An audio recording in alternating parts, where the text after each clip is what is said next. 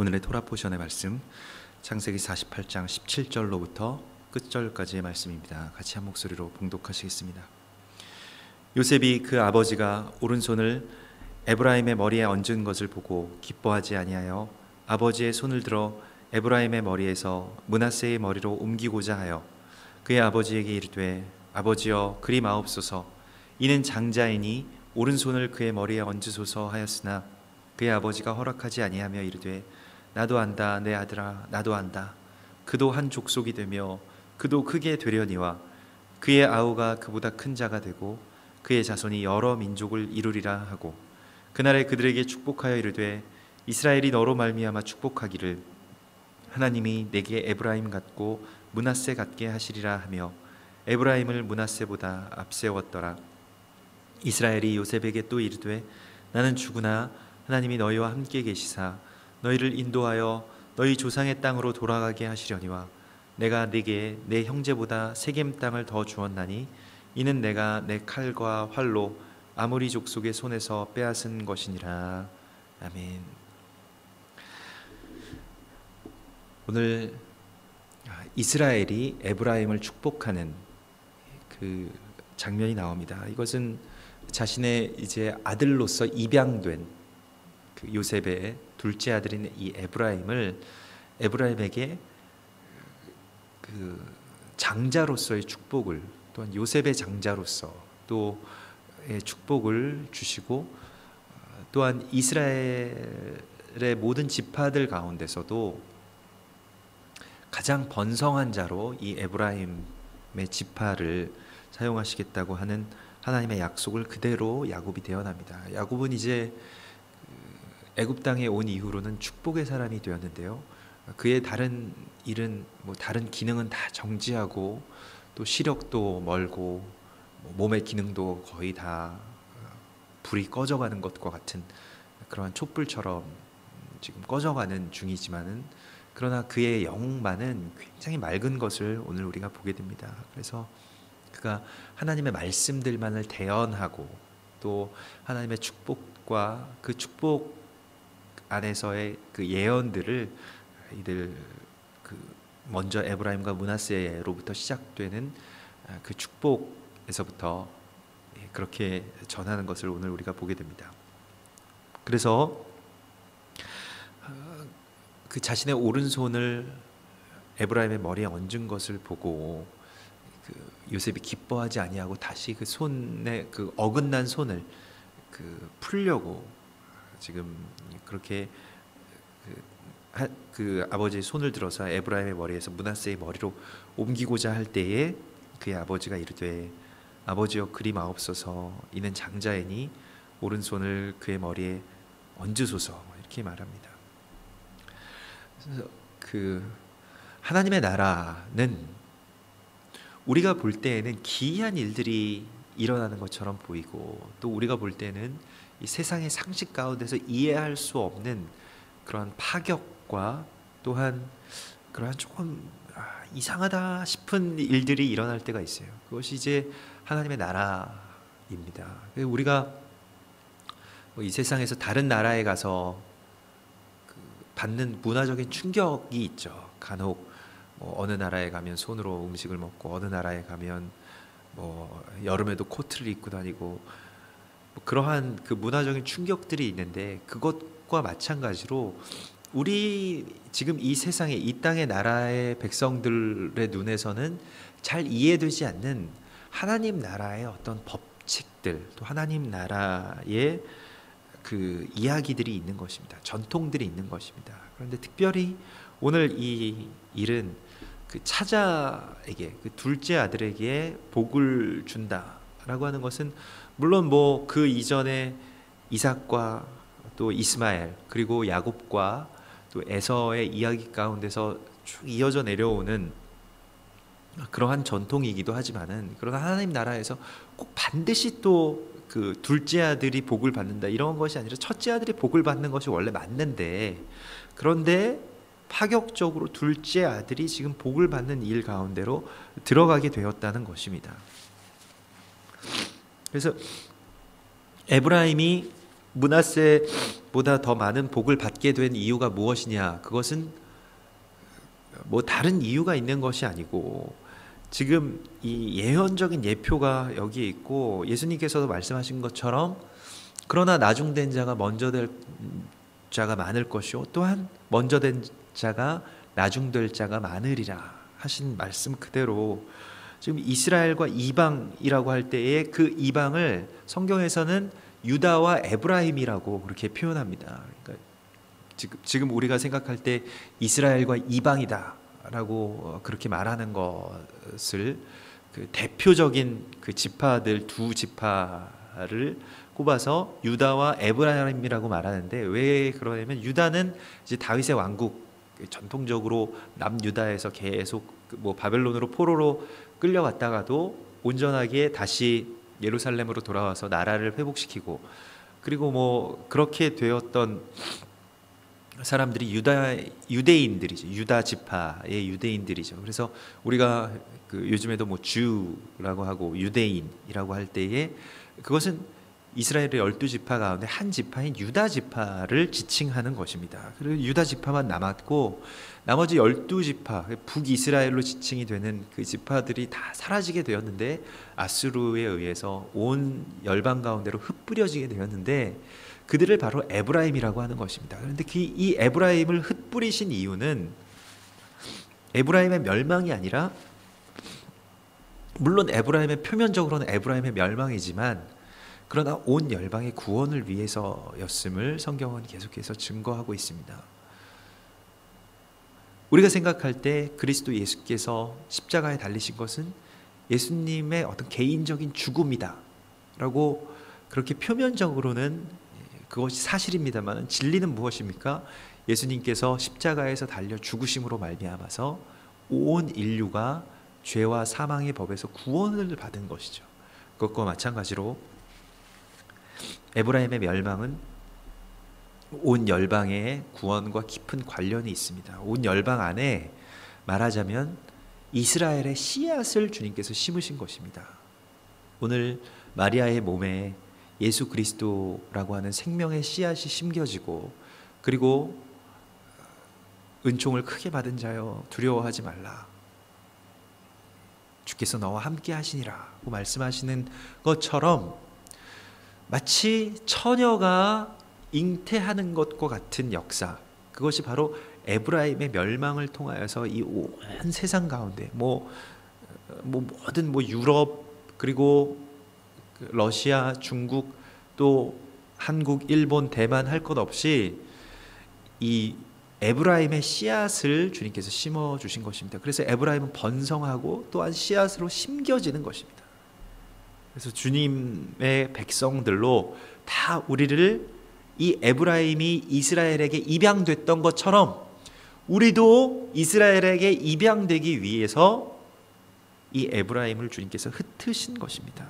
그래서 호세아서에서는 계속해서 에브라임에 대한 심판의 말씀이 계속 나오죠. 에브라임이 심판받고 에브라임이 그 매를 많이 맞아서 그 뿌리가 말라서 열매를 맺지 못하고 에브라임이여, 그렇게 그 에브라임의 심판에 대한 말씀을 하시지만은 그러나 호세아서 11장 8절에서 보면 하나님께서 에브라임에게 이렇게 말씀하십니다. 에브라임이여, 내가 너를 어찌 놓겠느냐.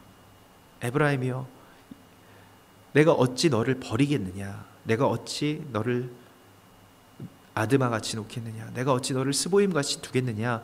내 마음이 내 속에서 돌이키어 나의 긍휼이 온전히 불붙듯 하도다. 이렇게 말씀하시는데요, 우리가 이 에브라임에 대한 코드를 성경에서 이해한다면 에브라임이 온 열방에 흩어졌고, 그래서 흩어져서 그들을 삼킨 땅, 또 그들이 심기워진 땅에서 계속 그 에브라임의 그 씨앗이 맺는 열매들이 있는데 그것이 바로 남은 자들입니다. 교회의 남은 자들이고 또한 우리들이죠. 그렇게 번성해 나가는 것입니다. 바다의 모래와 같이, 하늘의 별들과 같이 그렇게 에브라임은 번성할 의무가 있는 것이고, 이것은 때때로 어떠한 넘어짐처럼 보이는 환난과 또한 그 핍박 가운데서 일어나는 일입니다. 또한 심판을 가장한 하나님의 섭리 가운데서 일어나는 일입니다. 그래서 교회가 핍박을 당하고 뭐 성도들이 교회가 폐쇄되고 성도들이 끌려가고 지금도 뭐 어제 우리 함께 그 이블릭 선교사님과 함께 나누었습니다만 윤영성 같은 경우 굉장히 이제 뭐 그 선교사님도 다 나누질 못하시는 거예요. 그 보안 때문에 또 그리고 조금이라도 이제 알려지게 되면 요즘에는 더 강화되었기 때문에 어느 지역에 있는 또 어느 가정교회 또 어느 그 미션 홈이 이렇게 폐쇄되고 또 다 데려다가 끌려갈 수도 있는 것입니다. 그 이빌릭 선교사님 그 북한 보위부 출신이시고 그 탈북자들을 잡으러 다니던 중에 성령님 만나서 이제 당신이 그 변화되셨기 때문에 그러한 그 보위부들의 움직임들에 대해서는 좀 잘 알고 계시더라고요. 그래서 그런 것들에 대해서 많이 경계하시는 것을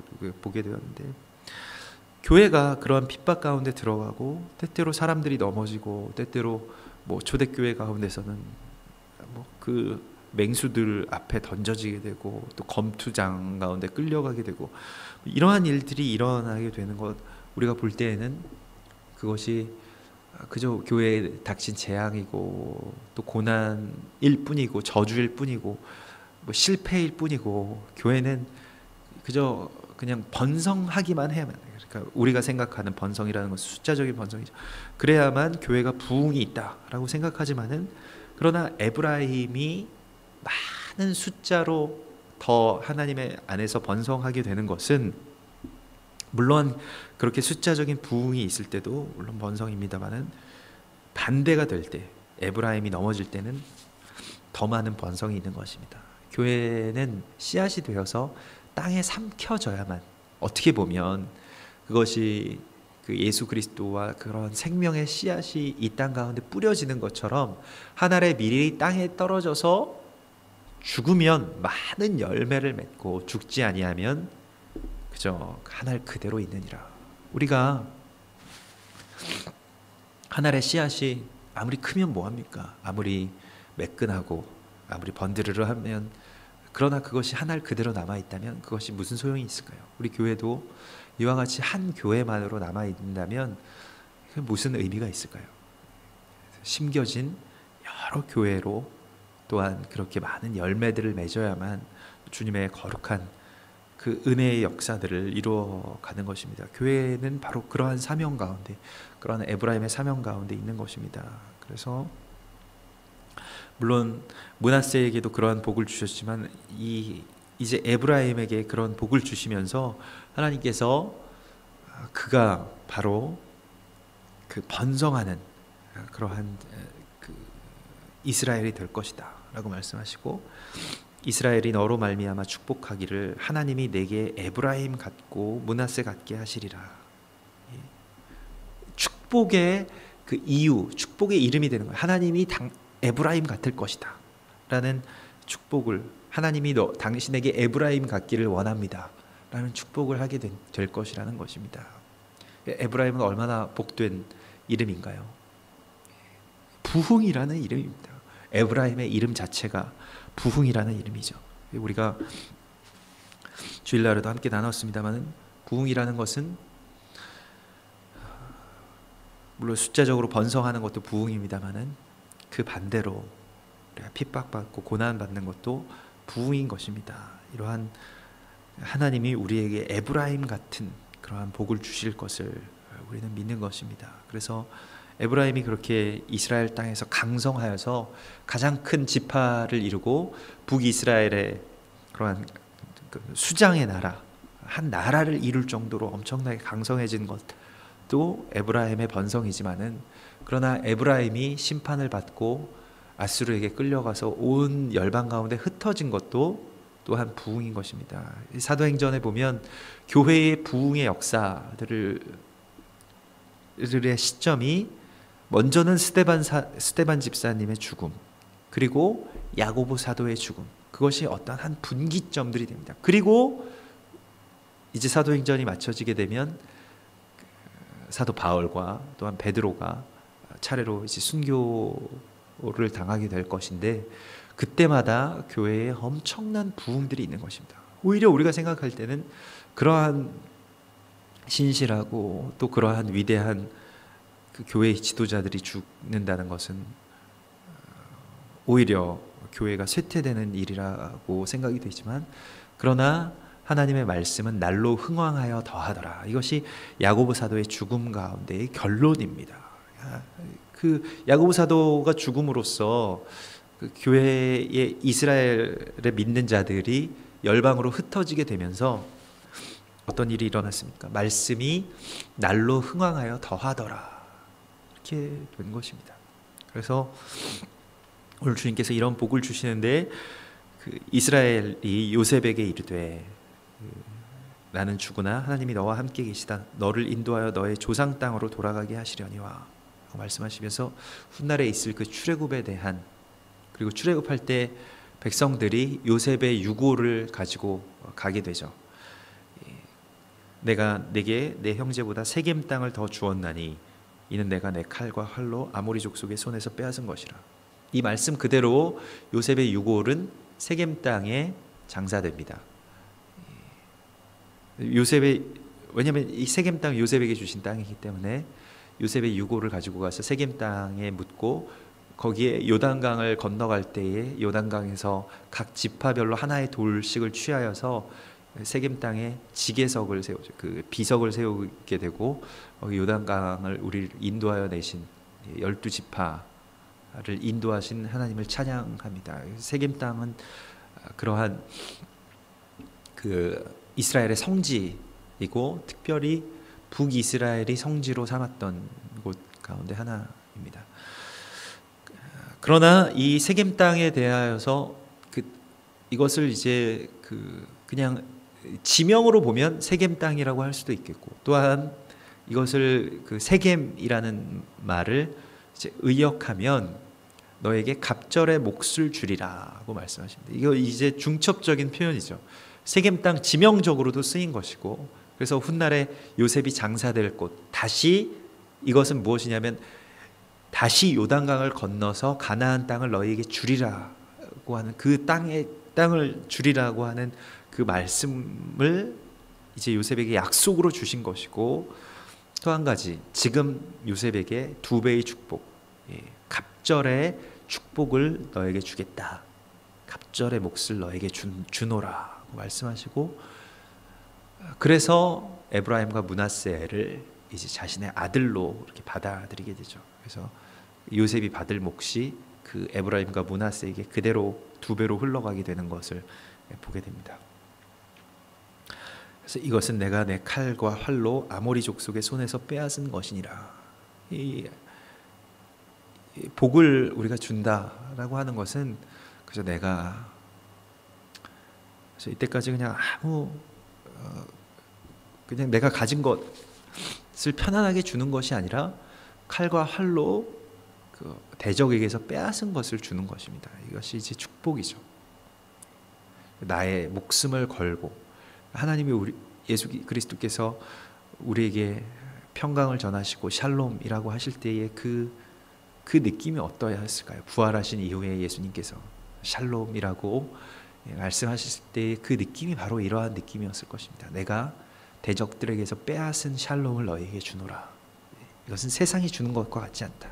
세상의 아버지들이 주는 것, 세상이 주는 것은 그냥 평범한 자신들의 소유를 주는 것이지만, 그러나 오늘 야곱이 요셉에게 준 분깃, 갑절의 몫은 자신의 목숨을 걸고 싸워서 쟁취한 것, 그리고 그 자신의 목숨을 담보로 해서 하나님의 나라를 그렇게 세워나간 것에 대한 그런 말씀입니다. 영적인 대적들에게서 일어난 승리를, 그 대적들을 대항해서 일어난 그 승리의 몫을, 또 승리의 말하자면 전리품을 너에게 주겠다라고 말씀하시는 것입니다.